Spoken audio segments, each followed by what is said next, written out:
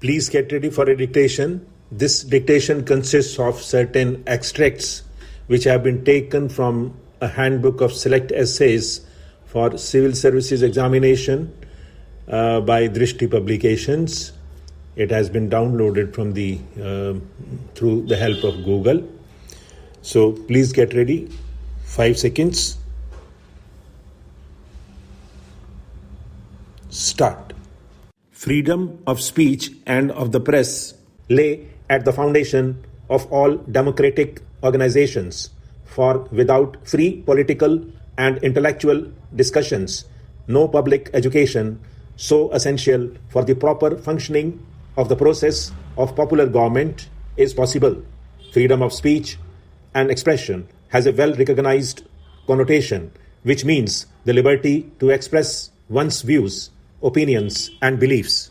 It leads to the creation of new ideas and knowledge, finding of truth, building tolerance and receptivity, and is essential for self-rule. At the same time, it does not confer an absolute right to speak or publish without responsibility, whatever one may choose, or an unrestricted license that gives immunity for every possible use of language.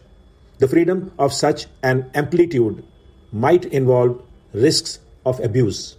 Unrestricted freedom of expression many a times may engender serious and aggravated forms of public disorder, which may threaten the security of the state. The ability to interpret, articulate, and express ideas for personal as well as social and political purposes is unique to humanity.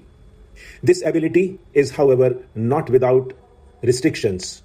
Since antiquity, various political thinkers have explored and opined on the freedom of expression in order to expound the relationship between individuals on one hand and the society and state on the other.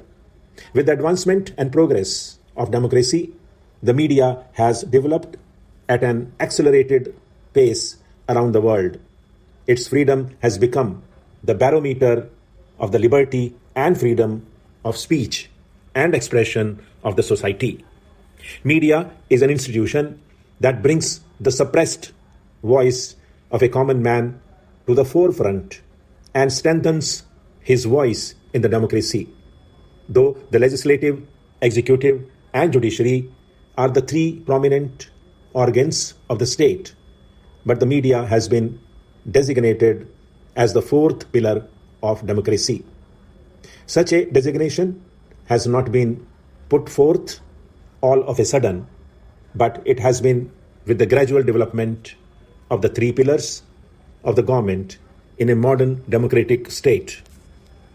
Today, the media is considered as part and parcel of democracy, as it plays an important role as an informative bridge between governing bodies and the general public. In a democracy, media acts as a watchdog for the society at large and the citizenry in particular.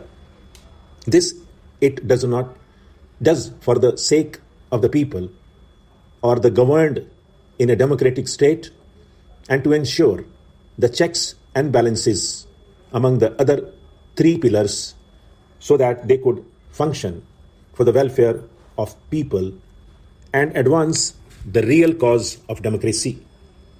The prime duty of the media is to make the people aware of the affairs and actions of the government of the day. The institution of civil services has been in existence since time immemorial. The civil servants, through their wisdom and expertise, have influenced the course of the progress of human society in different eras and areas. However, in every age, they faced numerous challenges which varied as per the nature of polity, complexity of the society, and aspirations of the people.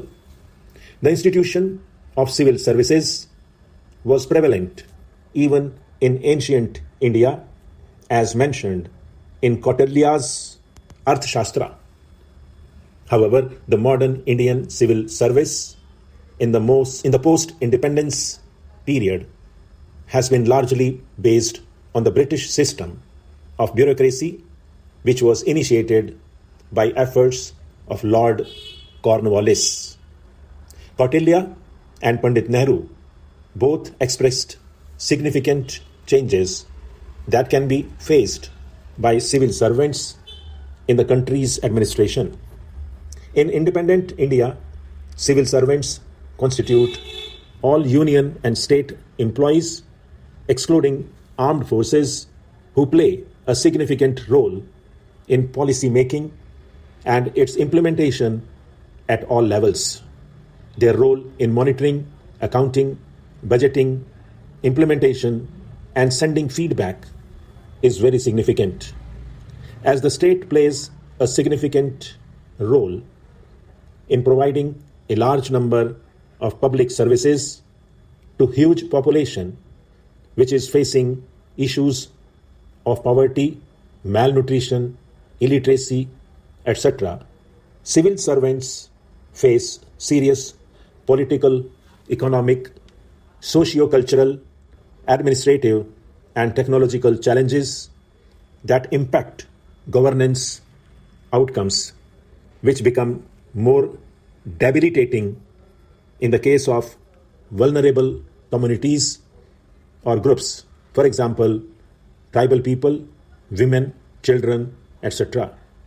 Globalization refers to the modern or contemporary system of economy and society shaped by new and faster means of travel and communication and characterized by open economies and liberal economic policies, relatively free flow of capital, ideas, and unprecedented people-to-people contact.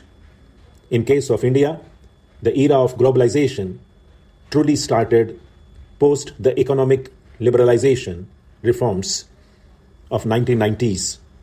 India was pushed into the reforms by precarious economic situation and IMF's loan that came with strings attached.